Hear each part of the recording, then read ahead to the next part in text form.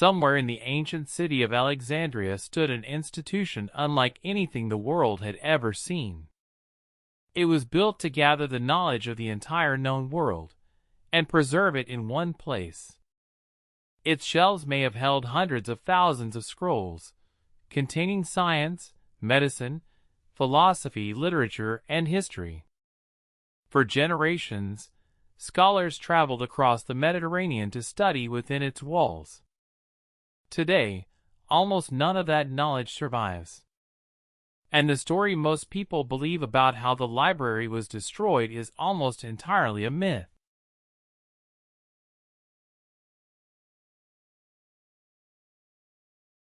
Around 283 BC, Alexandria was already one of the most ambitious cities in the ancient world. Under the Ptolemaic dynasty, its rulers began creating something no civilization had ever attempted on this scale. They wanted an institution dedicated to collecting, translating, and preserving the knowledge of the entire known world. The Ptolemies were relentless collectors. Ships arriving in Alexandria were required to surrender the books and manuscripts they carried. Royal scribes copied the texts, preserving their contents inside the growing collection. But according to ancient accounts, the originals were sometimes kept, and copies were returned to their owners. At its height, the library may have contained somewhere between 40,000 and 400,000 scrolls.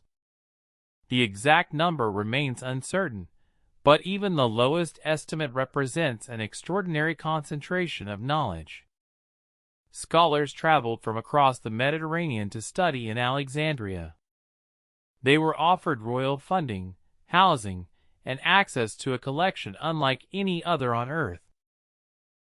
Some of the ancient world's most important scientific ideas were developed, or preserved, within this intellectual community. Eratosthenes used observations from different Egyptian cities to calculate the circumference of the Earth with remarkable accuracy. Euclid's work helped organize geometry into a system that would influence mathematics for more than 2,000 years. Alexandrian physicians also studied human anatomy in ways that were unusually advanced for their time.